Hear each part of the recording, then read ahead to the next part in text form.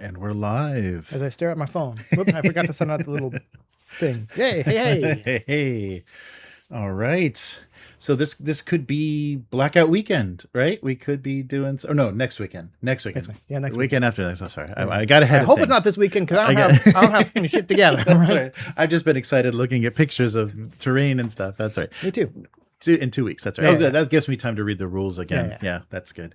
But yeah, so we give that. Yeah, hey everybody. That'll give us a chance to.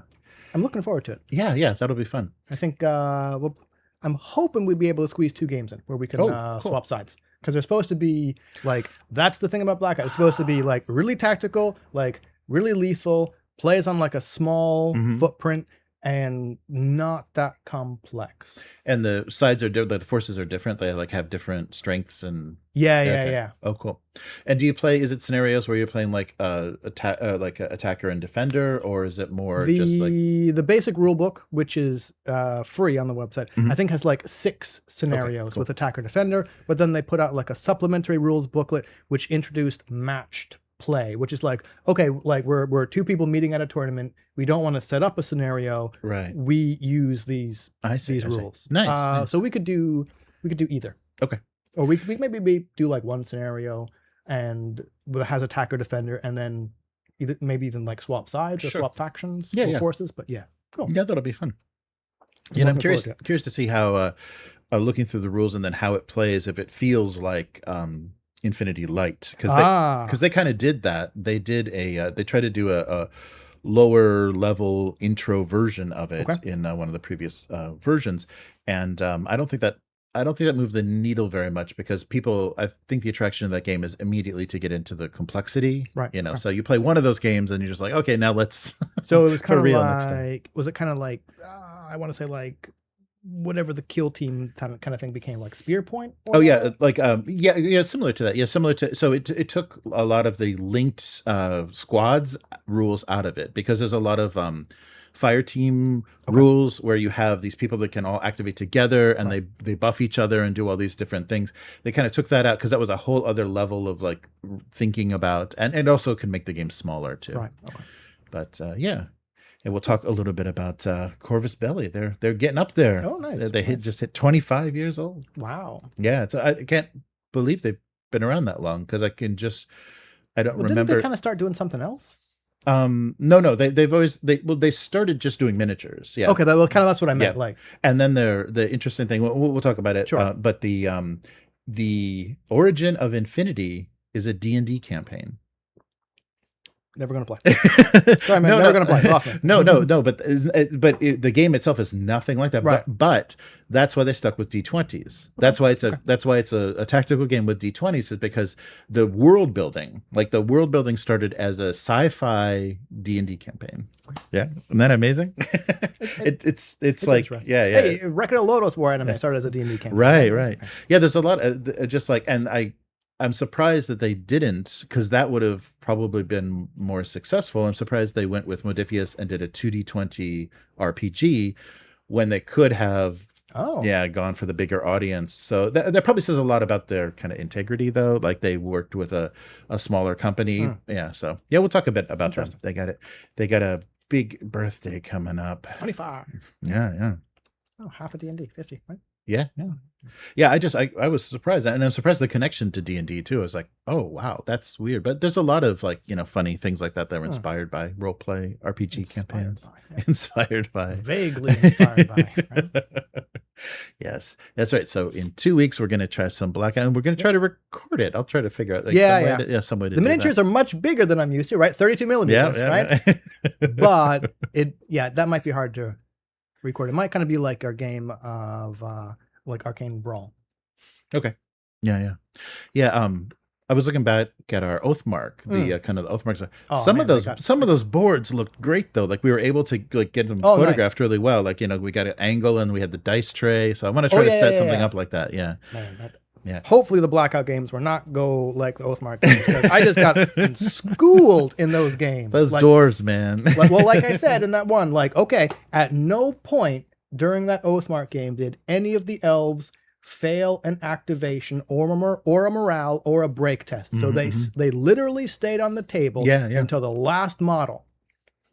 Yeah, that's true. Those things were way too, I had no idea. Those things were way too expensive. Yes. For, like points wise in the game for the way I was using them. I'm like, Ooh, you have tinfoil armor. All right. Yeah. But that was fun, and that was fun to the escalation. It was fun to we've got to get these units painted for next time. That was a really fun way to. And then do real it. life happened. I'm like, oh. Yeah, but good stuff. All right. Oh yeah, and I think Oathmark, is it Oathmark? I think there were some rumors, and I think this is actually in his Patreon. But McCullough, I think there's going to be a next edition or something. There's more coming out for Oathmark. Yeah, I do know that they're still putting out miniatures through North Star Games. Yeah, right. They recently released like the Elven Cavalry sets and like the Human Heavy Infantry sets. Nice. Yeah, I like those models. I like those models a lot. Yeah. Not buying any cavalry. Elf cavalry, right? Like they'd probably be like 75 points each, and like their save would be like no better than anything else. I'm like, wow, okay, look at them crumple. Right? Yes. Yeah. Fun stuff though. Yeah, and there's a couple other things like Hobgoblin and stuff. I think those miniatures will work well. We can use those as well to try that out as well. We could probably play Old World. Yeah, I'm sure. Yeah. If you so wanted, yeah.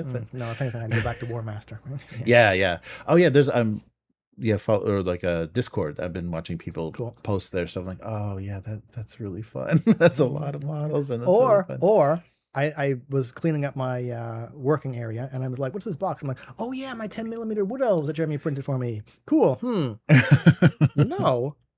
I didn't stick them on any of the bases. Oh, I could probably repurpose this for 10mm scale Dragon Rampant, because the second edition of that just came out too. Yeah, right. Oh, nice. Excellent. Very cool. All right. Well, should we get started for this week? I think so. Run out of time. So good to see everybody in the chat. Hi, Matt, Calarion, Abyss is here, and I saw Arturo. Arturo was in and Quark too. Hey, Quark. Nice. But and I just modded. If Arturo's wondering what happened, I just modded you on Twitch, Arturo, just in case any of that Russian spam jumps in. If you wouldn't mind swatting at that, because we always get once it goes too long, always would you like to buy some views? Like some Russian Twitch bot gets. I'm fine with the 10 views that we get per week. Yes, that's fine. That's fine. I'm very happy. Yes. All right, let's do this.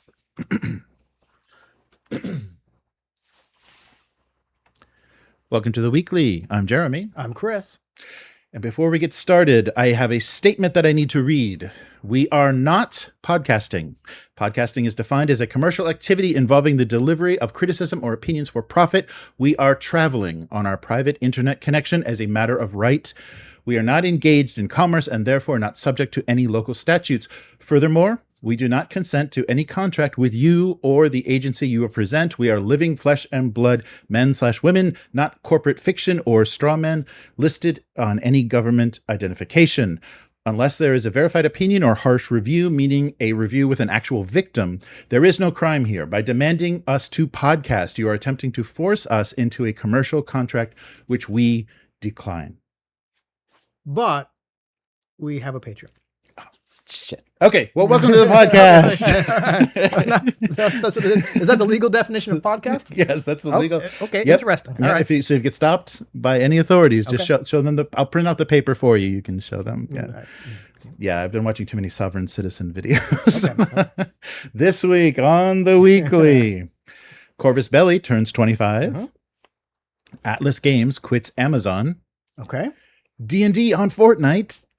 Okay. Where they belong. Sisters of Battle RPG. Oh, yeah, okay. And a Call of Cthulhu bundle. Okay. To get you started. All right. So let's start. We were talking a little bit before the podcast about Corvus Belli. They are 25 years old this year. So 2001 was kind of the beginning of them. Okay. And I didn't know that. I had no idea. And they're kind of back to where they started, because they originally started with fantasy miniatures. That's kind of what I thought. Because like in my I don't know, exploration of like historical war games. Sometimes you find like the rules, historicals. you find like old rule sets, and they say, hey, here's where you get your miniatures from. And I forget what it was, but I remember seeing you can get historicals from Corvus Belli. And I'm like, the Infinity people? I don't think so, right? But that just shows you how old the rule sets are. Yeah, so 3 friends in Spain. So the great thing about Corvus Belli is it's a company owned and operated by creatives. So there's no corporate, goofball in there kind of screwing up the works or pushing things or exploiting contractors and workers and stuff.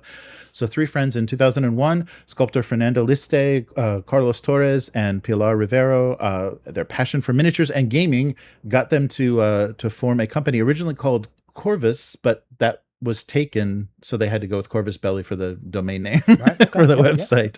And you're right. They did start with 15 millimeter scale historical figures. I thought so. So the De Bellis Antiquarius, Antiquitatis, Roman DBA, Roman De Bellis Antiquitatis, right? Yeah. Yes, Roman cavalry, Celtic chariots, Carthaginian war elephants, and so on. Yeah, I thought so. Yeah. And so originally the name was an homage to the Celtic war goddess Morgan. So Corvus is what they wanted to name it, but they added the belly for the sake of the domain name, so they could kind of own everything. Okay. So the next year, they started doing 28 millimeter fantasy scale, perfect for kind of role playing, because I think they're already doing D&D.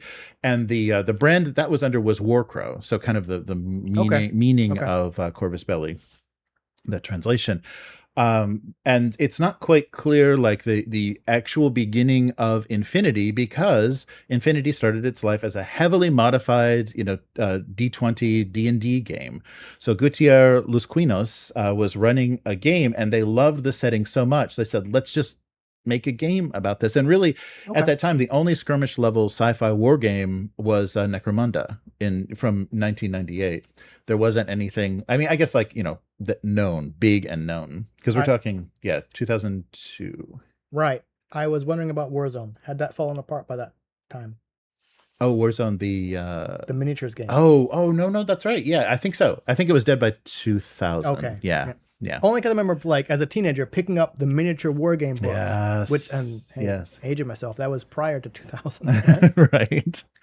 Yeah, so they hired some full-time staff, and in 2005, they released the universe and the game that made their company truly viable. So Infinity was born. The rules weren't like anything else, because you're always playing. There's an active and a reactive role all the time. So you're doing something, you say, what are you going to do? Like, so you're always asking, what are you going to do about it? What are you going to do? A very aggressive game. What are you going to do about it? Nothing. So the head-to-head rolling is something that's really unique in that. And for a skirmish game, or even for a miniatures game, you're not just like sleeping while somebody takes 20 minutes to figure out where they're going to position everything. The argument phase. Right? Yes, right. So very unique, and they, I think, stuck with the 2d20s instead of d6s, which usually war games are making, because of the original inspiration of D&D and just loving the swinginess. But also, you couldn't do roll under without that range. So it really makes it. It really is if you haven't played it, it's a really beautiful system, because it works really well. The other thing that they have is a flexible order system. So your units generate orders, but you have to use for specific units, but most you can kind of Rambo a single unit and activate him like 8 times in a turn, and just have him, if he's strong, and just have him run around, grab objectives, try to wipe out, well, I suppose specific targets. Okay, I don't want to get too much into it, but I do want to, like you said before the podcast, I do want to compare Infinity to Blackout. But it kind of seems like if you're generating these orders and can use them all on one unit, the downside there is, hey, your opponent might have 8 units to activate. Then after you've Ramboed this one model across the table, you're like, I'm going to do all this stuff. You're like, and I'm going to respond with these other 8 units, while all the rest of your side is just sitting there doing nothing. Yes, right? They're going to be just kind of paralyze everybody. And a lot of it is, when you need to move up the board. So doing that with one model, you have to have a really good reason for it. Right. Otherwise, you're going to fall out of position. You're going to be out positioned. But and then they also have the aspects of hacking. You can there's hacking rolls, so you can fry the brains of hackers. You can freeze armor. There's all kinds of fun area of effect weapons, smoke, and now the disco baller is the new thing where it's like a blinding anti-infantry thing. But they and even some of the characters from the original RPG campaign became named special characters in the game itself. Cool. So Cuervo Goldstein and Bran Ducastro are some of the original names. And the setting is unique itself. It's kind of a transhuman future with recognizable kind of ethnic and religious groups. But there's like a major disaster that affected Europe, America, and Russia, forcing them to colonize, off-world. What remained of the EU kind of became Pan-Oceania. And with India, Brazil, and Chile, Indonesia, Australia, New Zealand, they became this kind of the big corp, the big rich corp. But there's recognizable religions, because in Pan-Oceania you have not only Catholic space knights but also Sikhs. So you have a whole range. And then the combined army is the outside alien forces, because you gotta have them, right? So their first official tournament was held in 2010 and now is up to their 17th season. So they've been doing it solidly for 17 years. So the community, being very supportive, really made this happen. There was a Jose V. Fustar built an app to build an army list builder. And unlike other shit companies that, give you a cease and desist and tell you stop that shit, they made it their official web app. Because so this was a person not affiliated with the company who made it, and then they said, you know what, that's really cool, better than what we could do.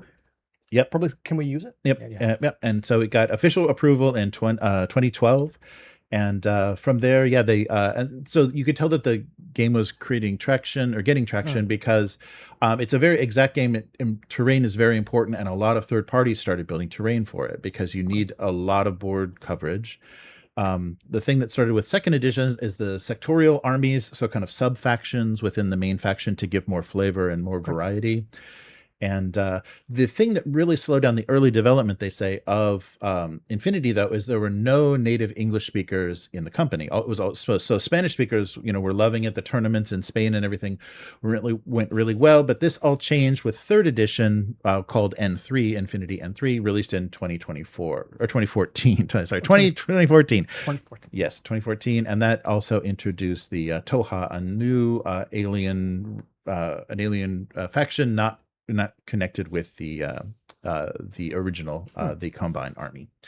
So things kept going. So by N3 also brought the Modiphius collaboration in 2015, where they crowdfunded an RPG for the 2D20 system.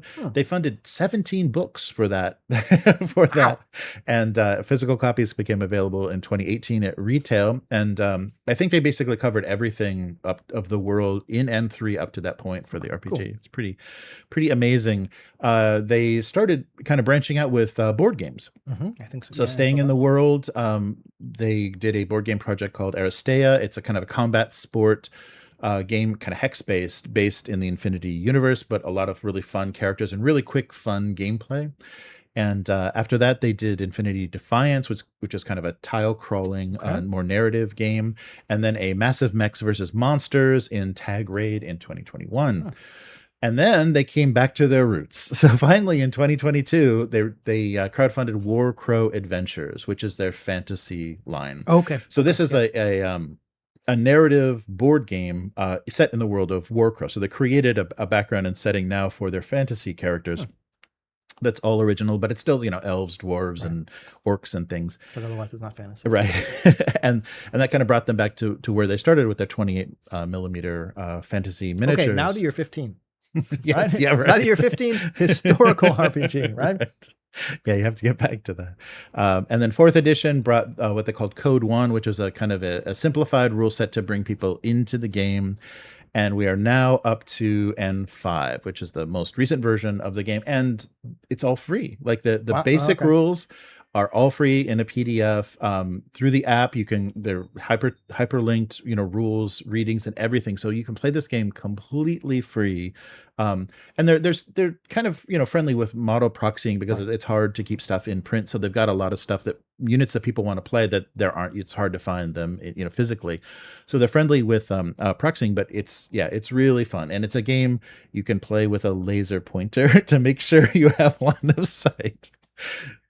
Where is the argument phase? Because that doesn't like the whole thing is. I can see you like, no, you can't. Yes, and the interesting thing about Warcrow is one of the original members, Carlos Torres, is a proficient medieval swordsman. So a lot of the rules for combat that they use for this fantasy are based on his knowledge of medieval fighting. So there's a little bit of kind of digging in and reality of like bracing for a hit and how you can hit, and the types of weapons you're using.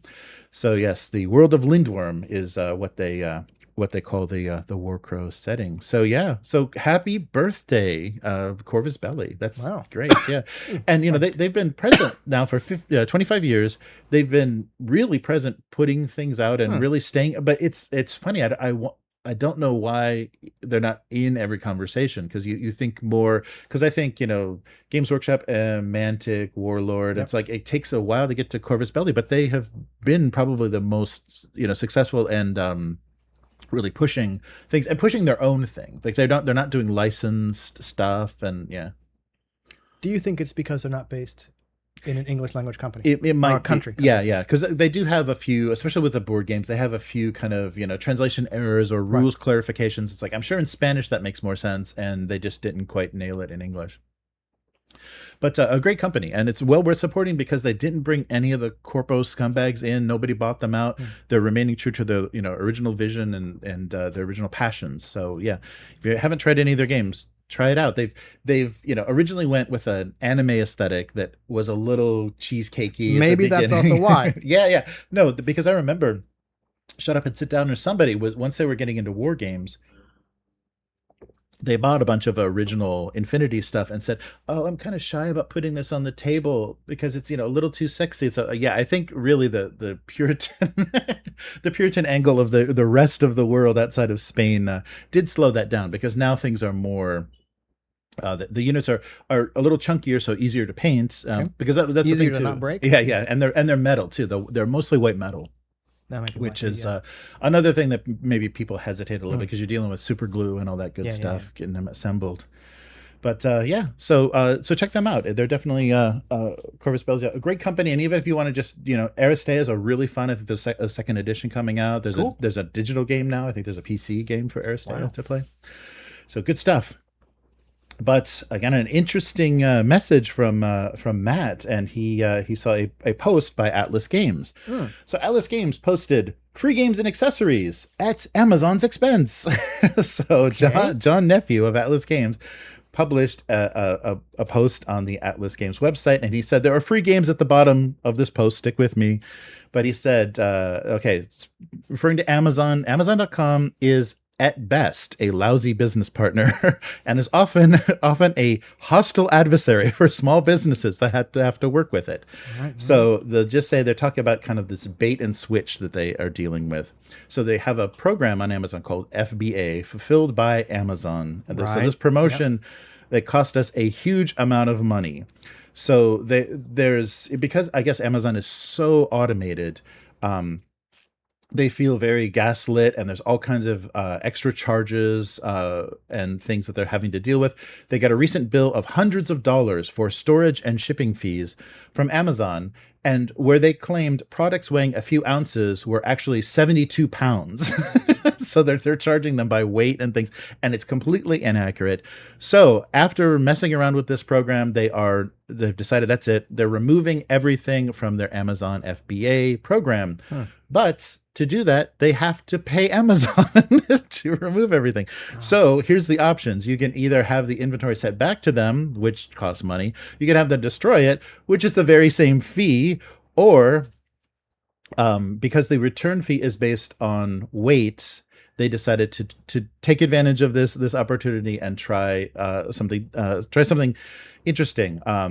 Because each of the items can be returned to a different address, because it's all done manually, they are just going to give them to fans and people to. So they said, give us your address and we'll send you this Amazon inventory, because they're going to have to pay. They're going to have to pay to receive this, instead of us having to pay the fee, which is X number of dollars fee times. Yeah. So if they're just going to return instead of paying, it just basically it's like getting review copies and getting games out into people's hands instead but of the individuals would still have to pay whatever shipping fee. No, they won't. No, the company, yeah, yeah, nobody's going to have to. So yeah, they said just give us your information, and we're going to have the stuff returned to us, but it's actually going to you. Wow. Okay. But unfortunately, by the end of the day, they posted an update and said, yes, everything's gone. Well, okay, so, yeah, people were. Nice. So yeah, so there's no point in posting the site. But I just wanted to talk about this because this is really interesting. That the fact that they have to get themselves out of this situation. We're seeing with this Diamond lawsuit and kind of the collapse and kind of the shady practices of dealing with the inventory they had on hand and trying to get it sell it off to pay the bankruptcy. Now we're seeing that people that were kind of, come on, we're going to give you a really good deal on Amazon. We're going to make it really worth your while. You just send all your stuff and we'll warehouse it and then ship it out when it's ordered, but it's much more expensive than that, meaning they're probably not making any money on dealing with Amazon. They just have the access, to Amazon being crappy. I'm shocked. Yes. So that was interesting. So this whole entry was signed John Nephew, disgruntled Atlas Games co-owner. And so Atlas Games does the Over the Edge RPG and card game, and also the Gloom card game. If you've ever played those are really fun. Yeah, the transparent cards that you yeah. Nice stuff.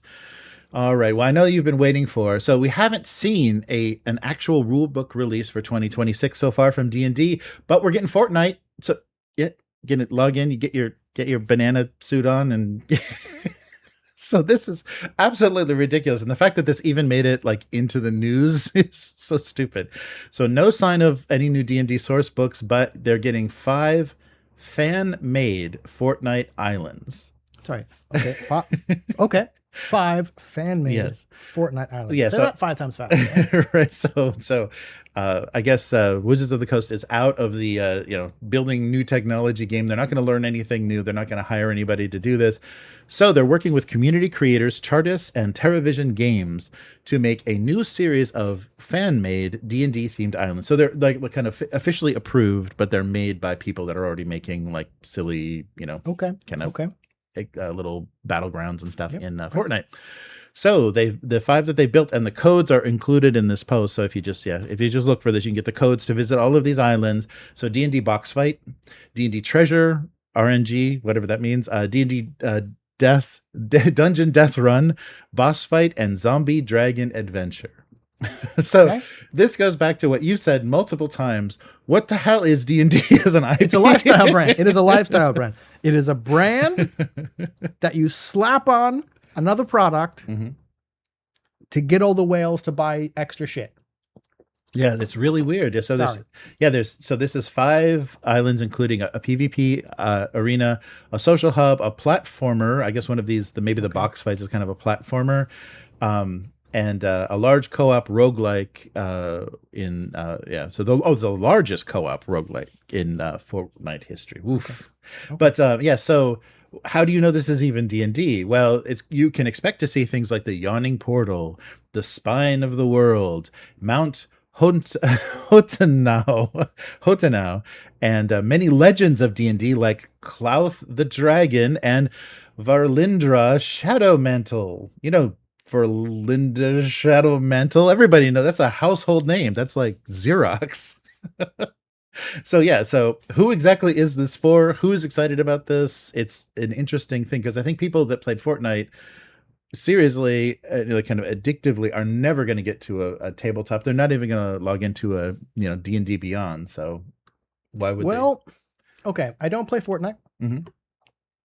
Is it any different from seeing, hey, Simpsons Fortnite? Mm. Hey, Fiona and Cake Fortnite. Right. Hey, K-pop Demon Hunters Fortnite. Right? Yeah, right. Is it any different from? Yeah, so the article made the point. Yeah, so maybe people know D&D from Stranger Things, and it's that D20, and there's an ampersand, and there's a couple of letters. That's something they know. Yeah. But Fortnite is open to all brands because there's been a Balenciaga Fortnite crossover.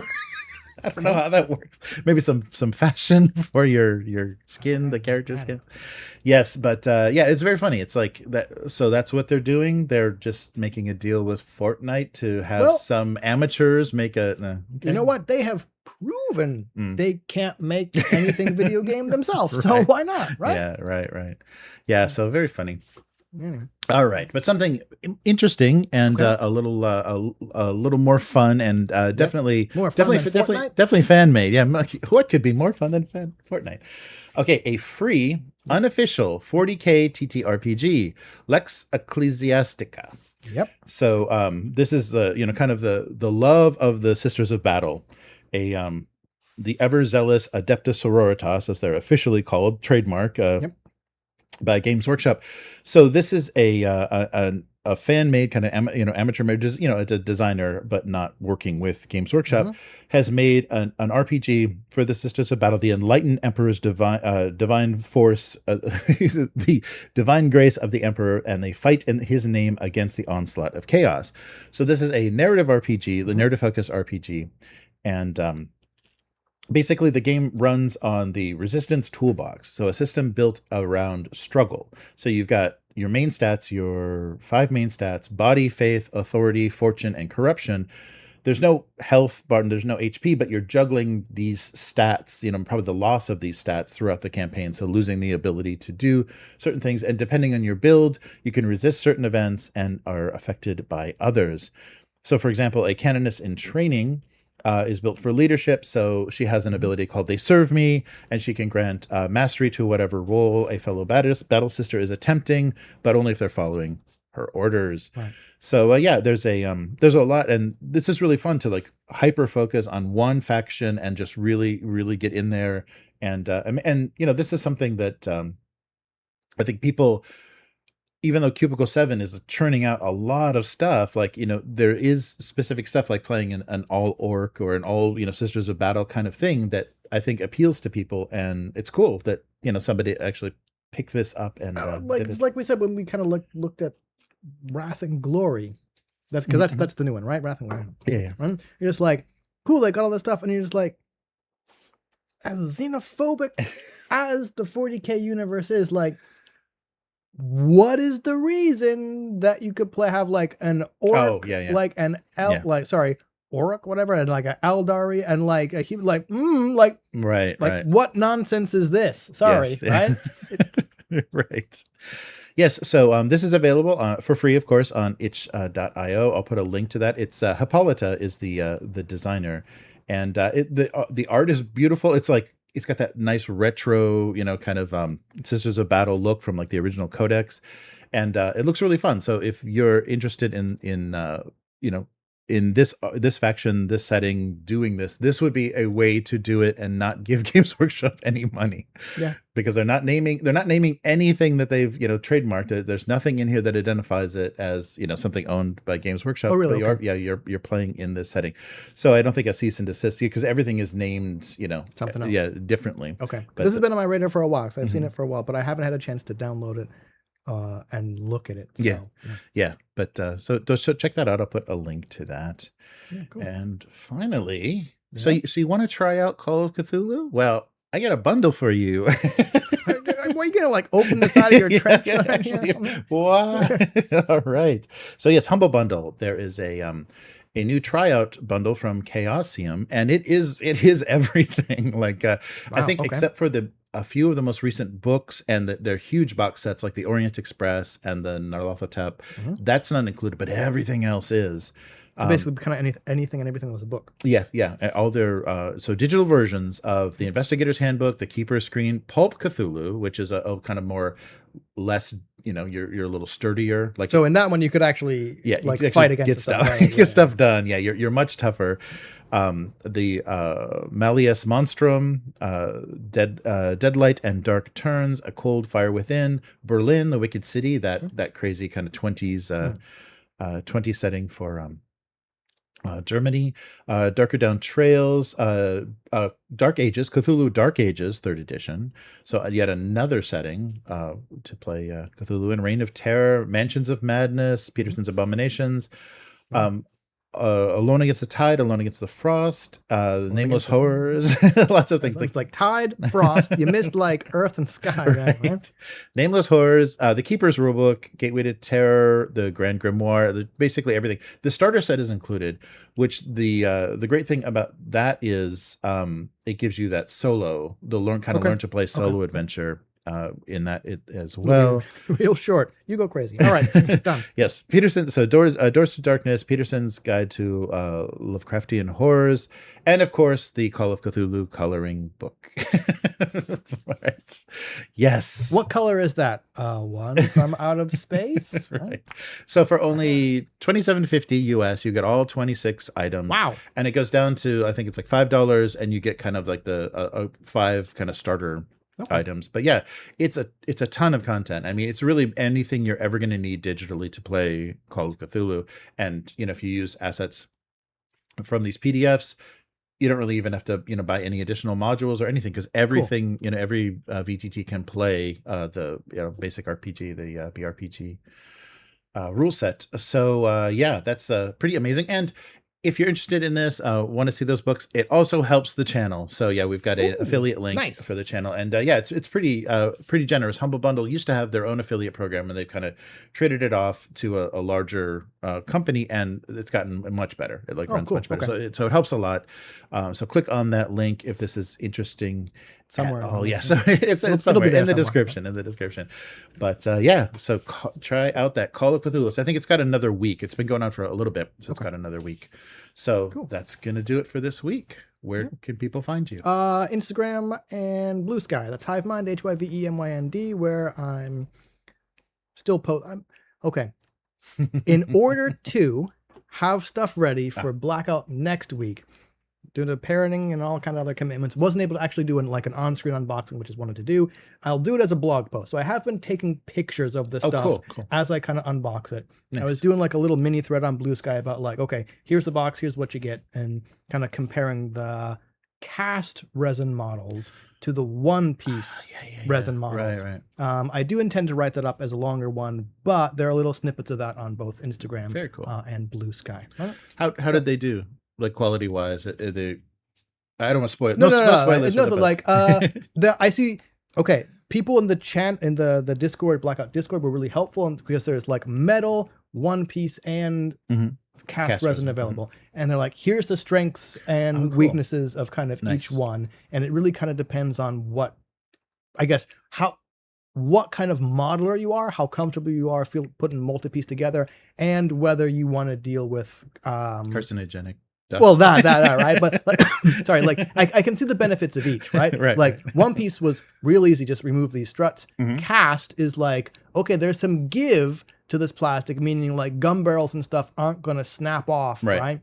So yeah, there's benefits to both. Nice. So.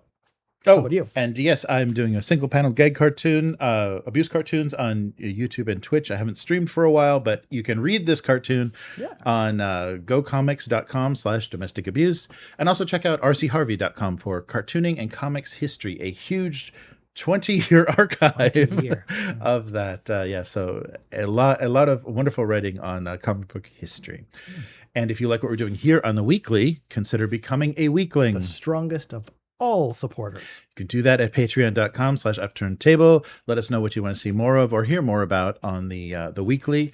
And there's other tiers as well. If you like the audio fiction, if you like the actual plays, whatever you're enjoying on the channel, let us know by supporting that specific tier. And you can get into any of that being a YouTube member or a patron for as little as $1. So we're not gating anybody out.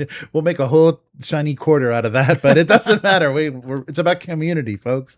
So and Upturntable on all social media, and of course upturntable.com is the main website where you can find everything. Tomorrow, I think we're going to be doing. So we lost a couple of players for Old School Essentials. They're out because they're doing the extended editions of Lord of the Rings in theaters in California. So yeah, people have already bought tickets. So I'm not going to argue with that. That's well worth seeing.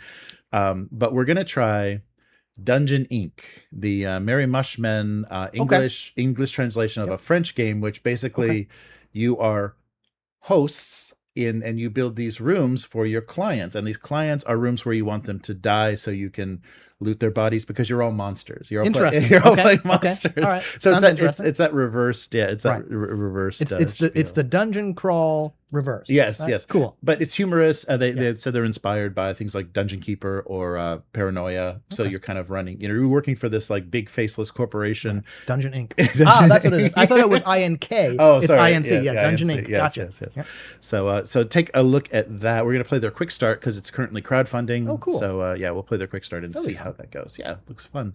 So that'll do it for this week. We'll be back again next week. Later, mortals. Goodbye. We'll be right back.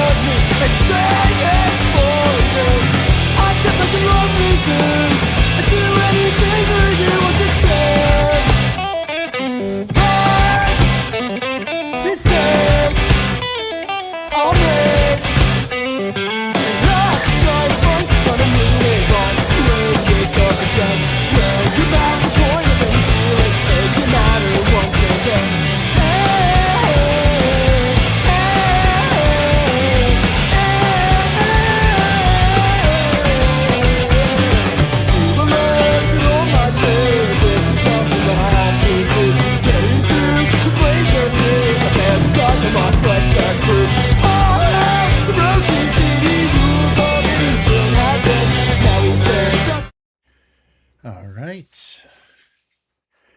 So good to see everyone. Yeah, I finally got the comments a little bit bigger on the screen for Chris to be able to read, because the thing that we changed made the monitor we're looking at much smaller. Yeah, this used to be what we would watch ourselves on, which is a little too narcissistic, but you could read the comments really well. So yeah, that's been fixed. Nice. Yeah, Matt made a comment. He was shocked how fast the Atlas offer was gobbled up, but I just hope it's not. There's so many scumbags that are just like, oh, I could just resell that. So they're gonna take it from Amazon getting out of their or Atlas getting out of their Amazon debacle and just put it up on eBay. Like, that there's all kinds of there's just so many resellers and opportunists. Like, I think the problem with everybody moving to like a side hustle and this gig economy or whatever is everyone's looking to sell anything that's not nailed down or take advantage of, oh, they're only making 500 of those, well, I'm going to buy 20 because then I'll just flip them. Too much flipping. But nice. Yeah, good to see everybody in the chat. And yeah, so if there is anybody on the Discord or anybody that's a patron or member that hasn't gotten the invite or it didn't work, so that it's like, 'cause I think it has to be your Patreon and your Discord thing have to match for it to like automatically go. If you're not using the same login, then it has to be done more manually. But yeah, just let us know. And yeah, if anybody, Abyss or anybody on Discord, if you'd like to get in on this Dungeon Inc. game, the quick start for Dungeon Inc., we've got, I think, 5 pre-gens that we can play. Oh, cool. And Casey's on the Discord too. Great. Yeah, everybody should. I think Otto from Patreon, that works the best. So Orcus Dorcas and a lot of people on Patreon are automatically in there, whether they know it or not. I think they may not have found it yet, but they are in there. Nice. But oh, nice. Yeah, Atlas does Ars Magica as well. That's cool.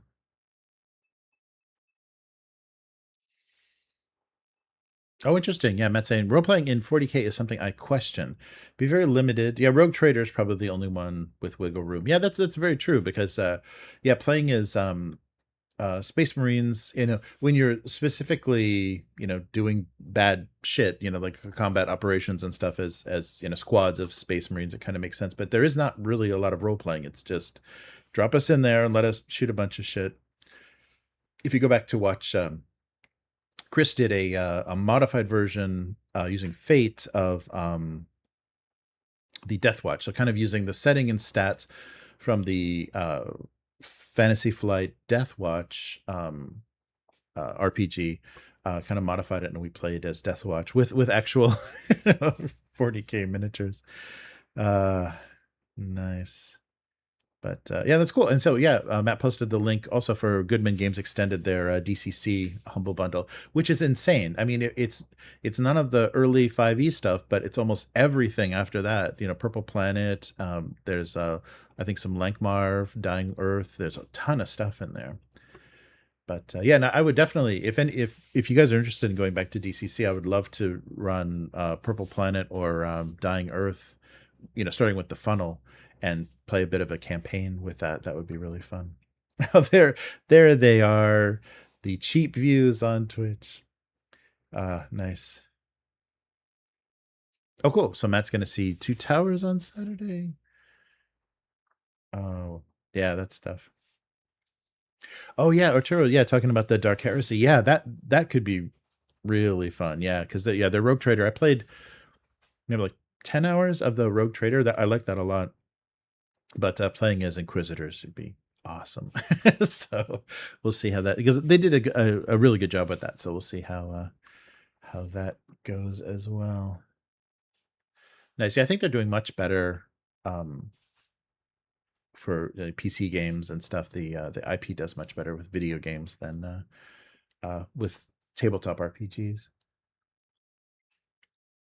The 40K, not the fantasy, I think works because you can start out as such losers. But yeah. That's cool. Dungeon Crawler Carl. Yeah. Yeah, that's exactly what Chris said. Um, it's like every time you say the world builder Bob, I'm thinking Dungeon Crawler Carl. That's funny. uh, yeah, that just doesn't. I don't even understand how that became a thing. But the world is all. I think the publishing world is all fan fiction now anymore. It's just garbage. There's a couple of interesting like book tubers or people that do literature and publishing talk about books on YouTube that have said, yeah, it's just been taken over. I mean, it's just garbage. The publishing industry is just like, I guess they're just catering to who still reads, and that's people that read fan fiction. Oh no! It's if it was a green screen, could I do this? No, it's just we just set the camera back, and maybe the reason my I've got some anti-glare coating on these glasses, so I set a light on the floor so it's hitting green. The coating on these glasses, I guess, so that anti whatever blue light or whatever is green. So yeah, in my glasses it looks green. The reflection looks green because there is a softbox on the floor. Because it was a little dark with this TV on. The camera freaks out and it makes everything around it really dark. So the white balance gets off because of the monitor. So I just put something on the floor. This is a green screen. You're gonna see, but that was actually I had that ready. I had that whole piece of video ready. Yes, yeah, you're right. Arthur, booktube is weird. Yeah, I love I haven't watched many of the videos, but I love the people that have this is the book they're going to review, and they have like 200 post-it notes, those little tab ones, all around the book itself. They're just ready to turn to every single passage. Uh Yes, yeah, that Dune game is so great, and I'm so glad that uh Gale Force 9 brought it out again. Like it was just, I was so tempted to just start printing it because there are like, there's digital scans of it, the old school one. And I was so tempted to just print that out because it's very simple. The graphic design stuff was very simple and illustrations on the original version. Just print it out and like paste it on, MDF and, cardstock and stuff just to be able to play it. But yeah, I'm so glad. And they did a nice job. The design and everything is really nice. It's not like referencing any specific movie or anything. It's got its own original kind of look. So it's good. And the moon landing was real. Yes, yes. We're trying to debunk everything. Yeah, that's something we definitely have to play on the channel is the Dungeon Crawler Carl RPG, because that's going to be good. Yeah. That's very weird that's a thing, but people get hyper focused on their interests. But yeah, I hope it's it's fun tomorrow. I hope Matt and Will are up for this, and anybody else that's interested in giving this a shot. But it's a lot of like your characters is basically described in 3 words. So these are pre-gen characters, but character building is basically name of a monster, a word that's a physical description, and a word that's like a personality description. And that's all the role play and all the kind of aesthetics you get from your character and all the things you can kind of use. So you use that adjective of their personality to give you a bonus, if you're doing something that would involve that adjective. So but I really like the rule system. So it's D20 roll under, but for combat it's a single roll. So if you hit, then you don't take, so everybody just rolls on a turn of combat. If you hit, you do damage to the enemy and don't take any damage. If you miss, you take the damage from their attack. So yeah, I'm really curious to see how that goes for combat, because it's going to go really fast. It just turn, like everybody rolls at the same time. everybody, takes their damage, does their damage, and then you go into the next round. So it goes, or next turn. So it goes really fast. Single roll per turn. So that should be interesting. And what else is there? And there's a thing called a risk die. So instead of being indicated by like a D6 or D10 or D12, it's a delta symbol, and delta is their risk mechanic. So that means they use the, from, don't think it goes higher than D12, but from D12 down to D4, you have like a dice chain similar to DCC. So if something is a delta 8, that means you roll a d8 to use it. Sometimes you use the result, sometimes you don't. Sometimes you're just checking to see if it moves down the chain or not. If it gets smaller. So on a 1, 2, or 3, you go from you'll step down from a D8 to a D6, and then next time it's needed, you roll the D6, and it's fine if you roll a 4, 5, or 6, you keep the D6, but if you roll a 1, 2, or 3, then it steps down to a D4, and on a D4 you're only got one shot to there's only one result that'll get you to keep that die, but everything is covered by that. So countdown clocks, ammunition, there's magic effects, armor, everything uses that mechanic. So it might be a little tricky to keep track of. Like I'm definitely going to have to be writing down, okay, your armor is at a D6 now. And it's, without a character sheet or something that makes that easier, the bookkeeping a little bit easier, we might make mistakes on that. But I like that mechanic that they just kind of came up with one mechanic to handle everything. So it's spell damage and armor, and also countdowns within the adventure. So I'm going to be rolling dice, just randomly, and you won't know why, and you won't know if I get a 6, you won't know what that means. But yeah, knowing the risk mechanic, I guess you can know. Yes, so no, with the monster rolls. Yeah, so the I'll roll for the monster, but we all roll at the same time for the attacks. But you don't suffer any of that damage. Like even if I hit you, if you hit me also, then you don't get you don't take my damage. And the interesting thing is armor, you roll once at the beginning of a combat. So if you've got like a delta, like a risk die 8 armor, you roll that, and that kind of counts as temporary hit points for the entire combat. So that'll tick away before it gets to your actual hit points, and you only roll it once after you've been hit for the first time. So if you're not hit in a combat, it never comes into play.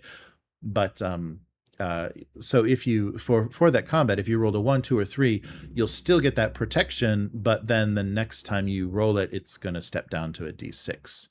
So hopefully that's not going to be too hard to remember. I should probably have some dice out and just like maybe physically be putting dice somewhere so I can remember, no, that's a D6 and that's a D8.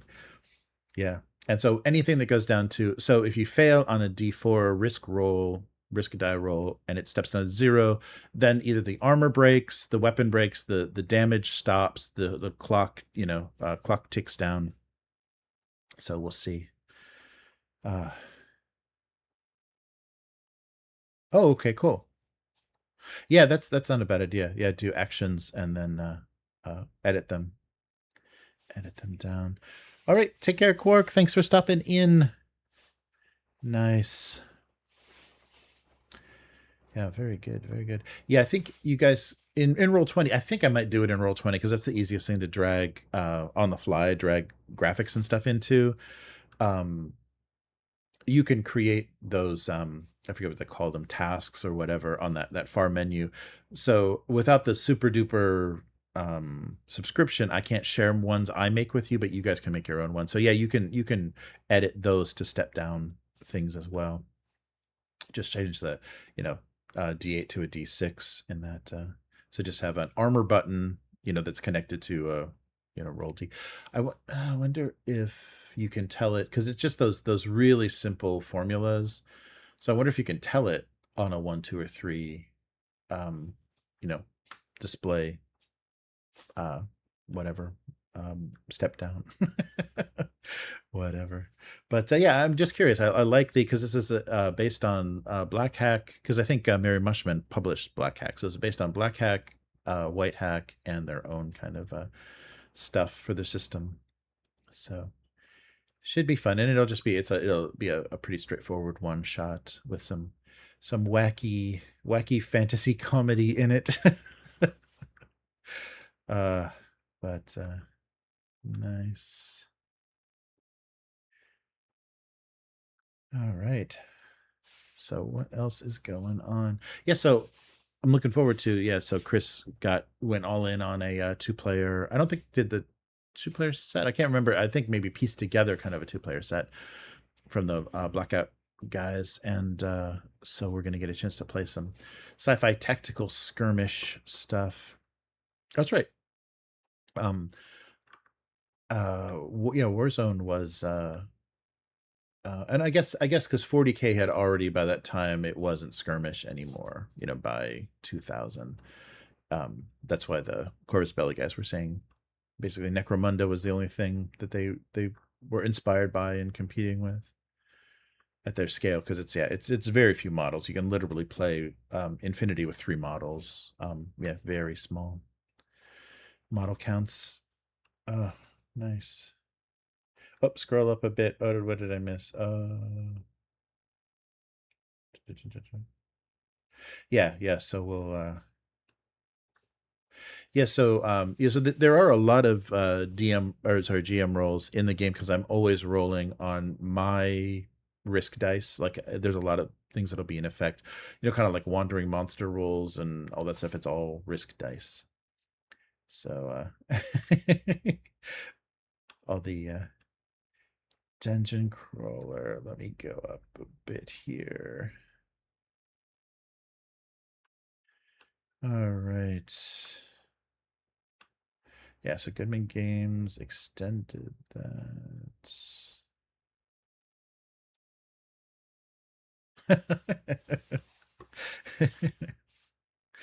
Yeah, Quirk mentioned, with the Fortnite thing, D&D is going for that 20-second attention span crowd.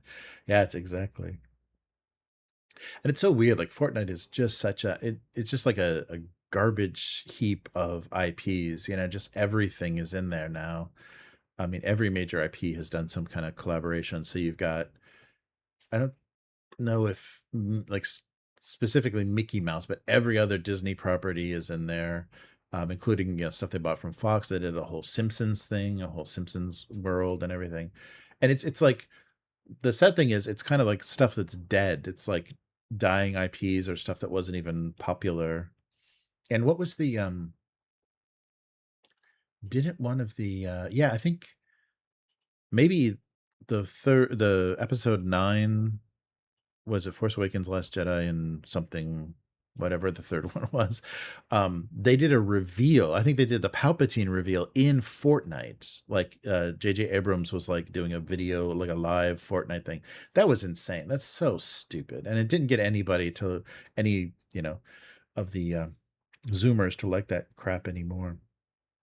So funny.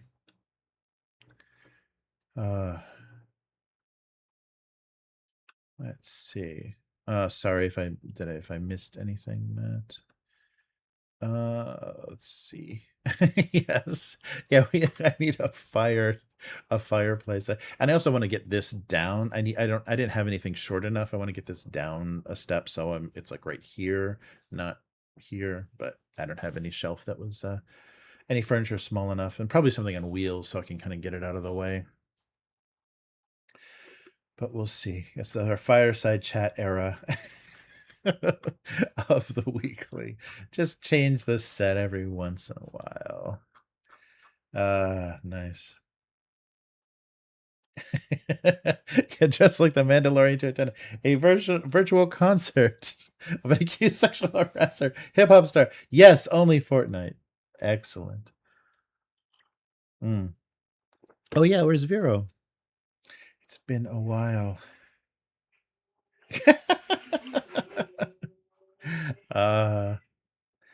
Nice. Yeah, so if you're free, Abyss, feel free to to attempt to be hired by Dungeon Inc.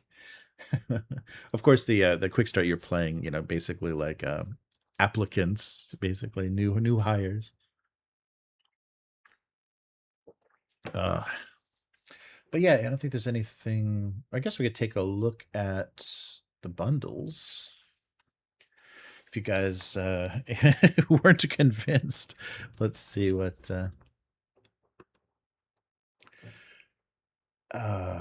is going on.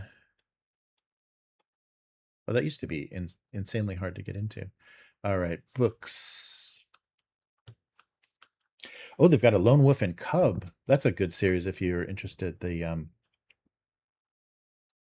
Dark Horse did a nice job of reproducing the Lone Wolf and Cub manga. Where are we? Nice.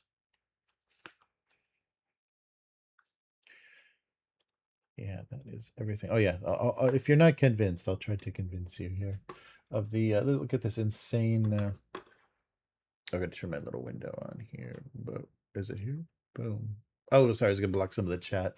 But so you want to try out Call of Cthulhu, and it's cool because there goes my keyboard. It gives you it gives you a lot of flavors of Cthulhu. So if Cthulhu is too deadly, or that's what you're just afraid of, is not getting very far, they give you the pulp rules. And a lot of the newer publications include the kind of little breakout boxes and stuff for the pulp rules. If you're playing with pulp Cthulhu, then take this into account, because you kind of have to double the strength of some of the enemies and change a few things to make it feel more pulpy. So things have to actually be stronger because you are so much stronger. But yeah, this I'm really this Berlin setting I think would be really fun. And it would explain a lot if Cthulhu was present in Berlin at that time. But yeah, it's so much, and there's their stuff is never cheap and never easy to get a hold of, and there's just everything in this bundle.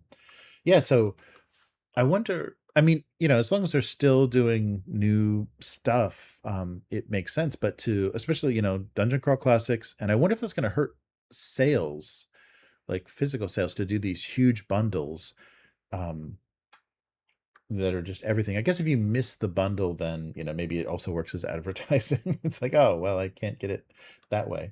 But that's been a nice go-to for a lot of the virtual tabletop stuff too. When it's bundled up and you're paying the price essentially of like one full price module for multiple things, that helps a lot.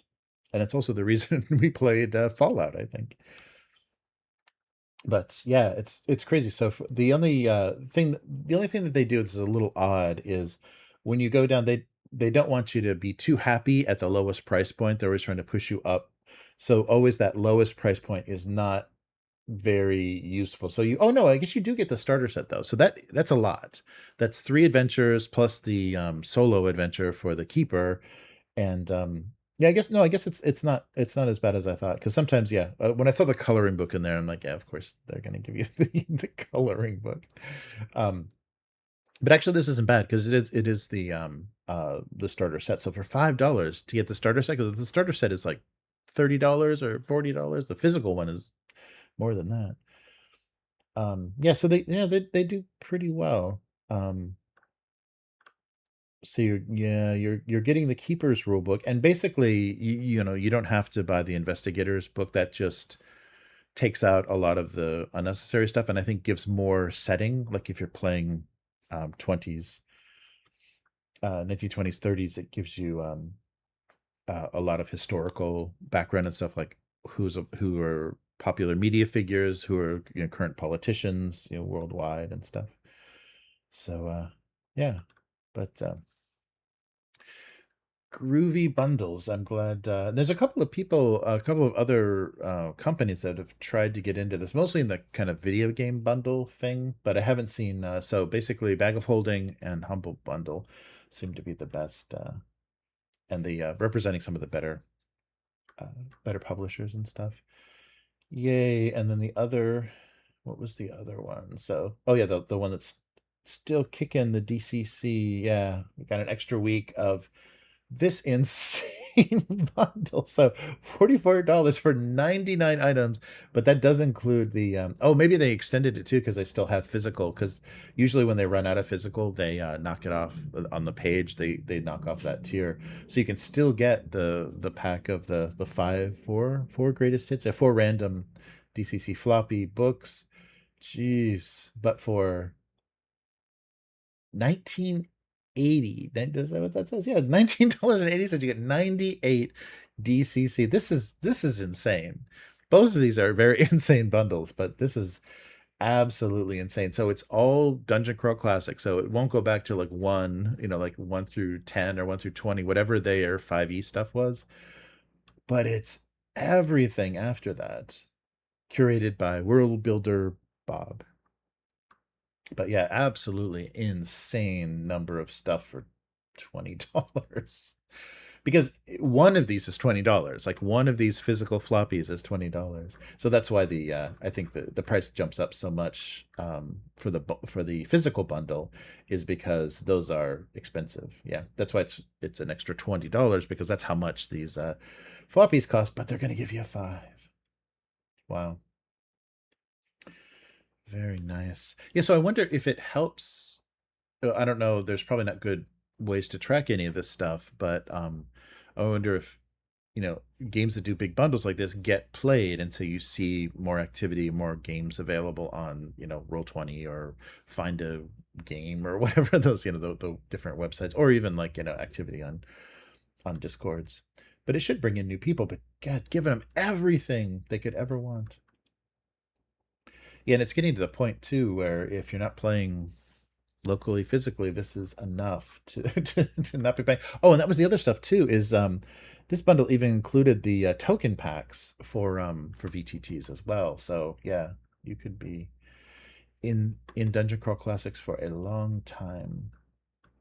It's insane. That 98 98. Oh, that's the other thing too. 40% off. Um uh, a coupon for 40% off. So if you want some wacky physical dice or anything, you can do that as well. Yeah, I think that was what they did. There was a previous DCC where the physical item was a set of dice, maybe a coupon. Sorry, a coupon for a set of dice. But yeah, nice. Get those wacky dice. Yeah, so I think, and all the VTTs handle DCC really well. They just don't handle Fog of War or anything very well. Nice. Matt says, I used to really like that guy till he became Professor DM's personal image rehab consultant. Oh, yeah. Yes.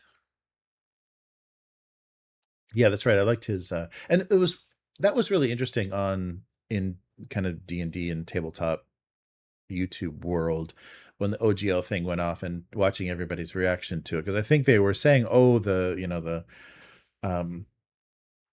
gravy train is over, like people are going to start looking less favorably on 5e, so I can't cover that exclusively, so I'm going to pivot towards indie or other smaller publishers, and that lasted for about a week. Mm.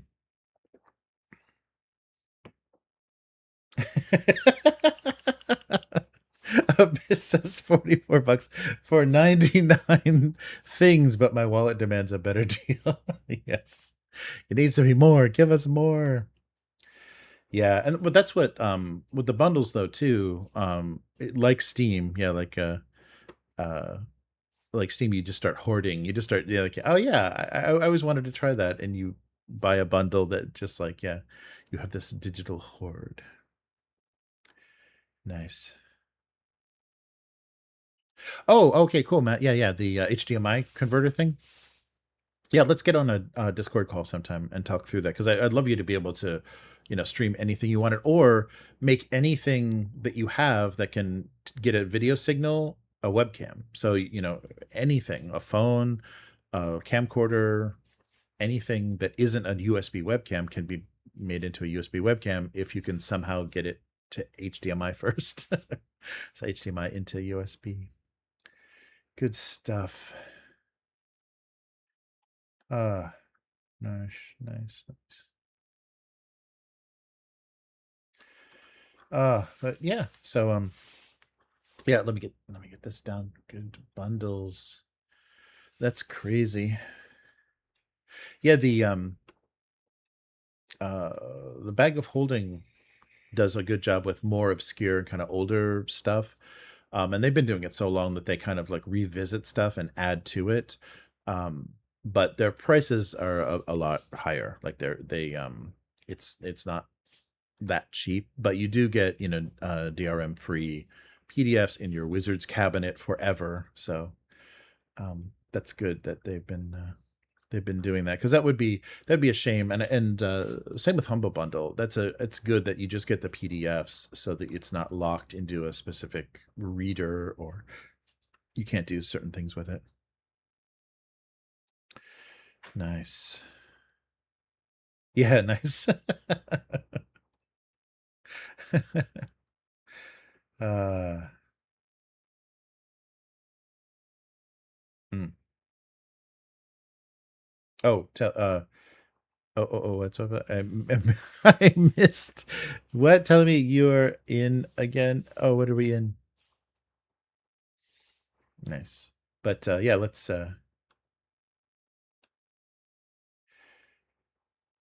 Oh, always available. Okay. Oh, yeah. So I missed that. Sorry, that's right. There was some job talk at the beginning. Yeah. So Abyss, if you're up for it, let's do some some comedy fantasy role play. Cool.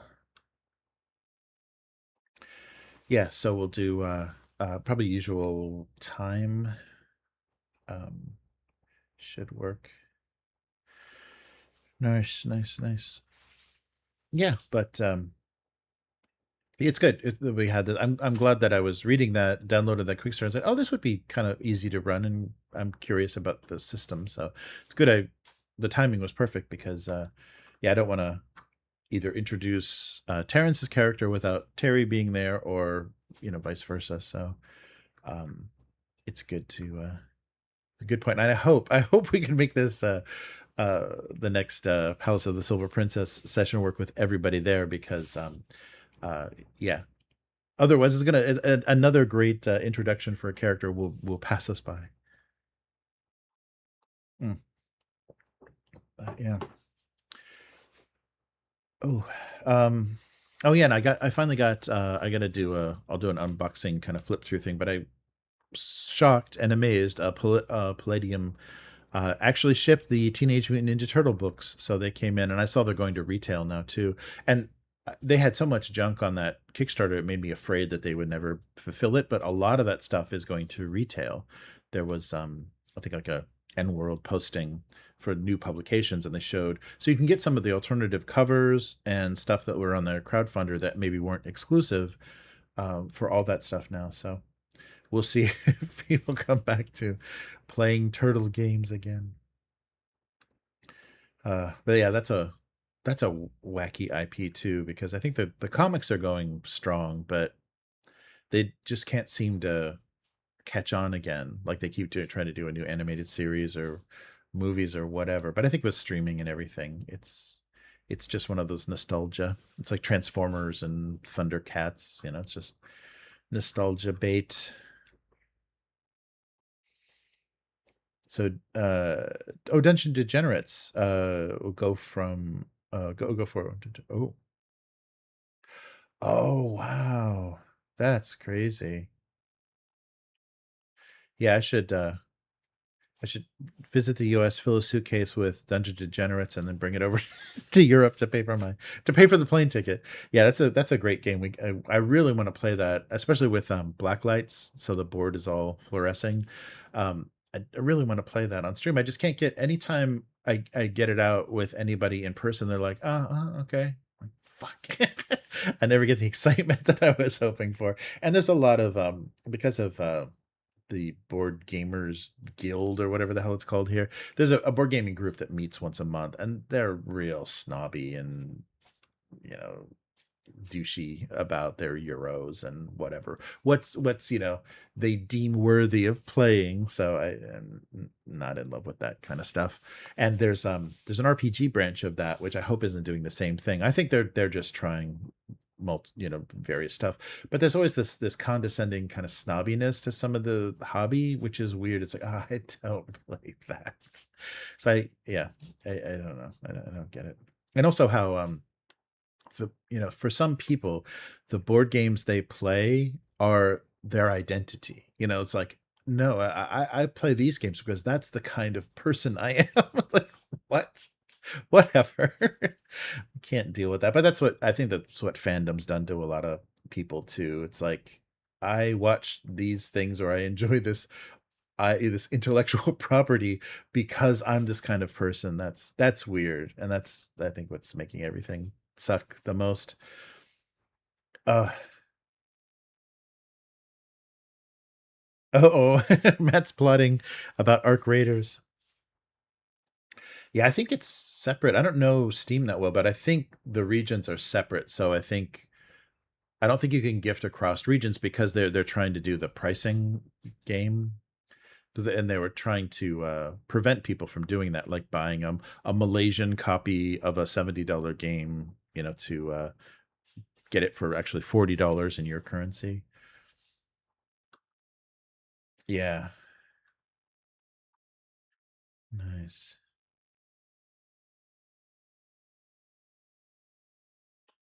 Yeah. That's true. Yeah, Abyss is saying it's a solo board game that relies on expansions for actual depth. Oh, they're doing, I think this year, um, Sean Aberg is doing an RPG set in the Dungeon Degenerates world. So I think they're going to crowdfund a pencil and paper RPG, and I'm not sure, probably a D20. I think he's talked about the system. I don't know what his favorite systems are, but yeah, they're going to do an RPG crowdfunder for that setting, and the setting's fun. There's that's a really fun, uh, really fun setting. But yeah, I'm following his Patreon, and they mentioned that they're going to do a crowdfunder. They did a video game too, but they just couldn't get it funded. They canceled the crowdfunder. But yeah, so we'll see. We'll see what happens. But I'm just glad that he's back at doing stuff, because that was crazy. That's how I first noticed Dungeon Degenerates, is right after Sean had his stroke and like had to relearn how to draw. Was kind of rehabbing and regaining his motor skills. That was crazy. That he came all the way back from that.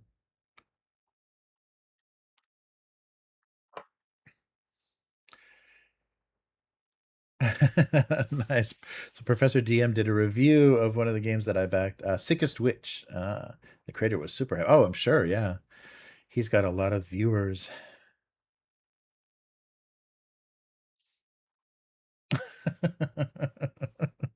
Oh no, just 1 of 4.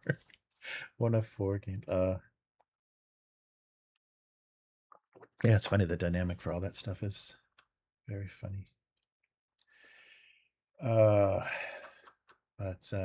yeah, so let's oh yeah, I should be I should be watching the clock here. Yeah, let's meet up again. So yeah, we'll get on live stream tomorrow for some Dungeon Inc. There's not going to be a lot of assets for it. Maybe I'll try to grab some like random funny stuff, because there's a lot of wacky I'll stick with the black and white, because that's kind of what it looks like they do in the book, because it's the Quick Start is a zine, so this is definitely, and Mary Mushman I think are very zine based publishers, so they'll do a lot of nice black and white art for the game. So I'll grab some of that from the PDFs, and then anything I can find that fits like the pre-gen characters. But yeah, so let's wrap it up. Oh, I think Matt went back to Arc Raiders. We lost Matt to Arc Raiders again. But yeah, so tune in tomorrow at this time for some Dungeon Inc. So the Mary Mushman's latest crowdfunder. a French, and I think that explains kind of the odd sense of humor. Is it's a translation of a French RPG, which we don't have that much of. A lot of French and German stuff doesn't get a lot of love, even though they got scenes there. But yeah, we'll do it. Deathbringer Shadow Dark RPG. Oh no. Oh no. That won the most anticipated for Endworld. Oh, that's depressing. Yeah, Professor Dungeon Master's Deathbringer Shadow Dark. Yeah, everyone's circling the wagons around Shadow Dark, and gotta support that. And anytime somebody asks, what system would you use to, everyone's like, Shadow Dark, Shadow Dark, Shadow Dark. Nice. Oh. Oh, nice. No, I think the way we've got the setup going now, and the new new setup seems to be going okay. I think web GPL like crash on me occasionally for the virtual tabletop and the other system, but this one has not been giving us any trouble since I switched out the just the converter. So thanks to Clarion. Clarion got us the new the digital converter. But yeah, we I don't want to look at RAM or anything now. It's brutal. And there's so many scumbags. You can't, you got to like literally go to a physical store and see that something is still sealed. And even then people are getting a little shady with how they're sealing RAM and GPUs to make them look, factory new. There's a lot of scams. I wouldn't order anything online now because there's no way to know. Oh, that sucks. 4 or 5. Yeah, that's still good. Still good. Broken Empires is still. So yeah, I wonder what other people are anticipating. I guess, yeah, Invincible. I don't know what other like stuff is coming up that people would be excited about. Wow, $400 for 32 gigabytes of RAM sticks, $200 for a terabyte. Yikes! 1 terabyte SSD. Oh, geez, yeah. The prices here are not good because there's a lot of scumbags. But yeah, so come back tomorrow and we'll get some actual play going on. Yeah, I think I'll just do Roll20 because we're just rolling D20s. Well, no, actually, we're rolling everything. Oh, that's good then. We're going to be rolling D12 through 4s and then D20s for all the actions. So cool. So 800 plus for an 8 gigabyte garbage GPU. Yeah, that's depressing. I think they're I guess it's like our mining rigs and stuff still eating up all that stuff. That's why the GPUs are hard to get because everybody wants to put them in their salt mine to check that blockchain. All right, so everybody take care and we'll be back again soon. So see you next time and tune in for Dungeon Inc. tomorrow. Goodbye.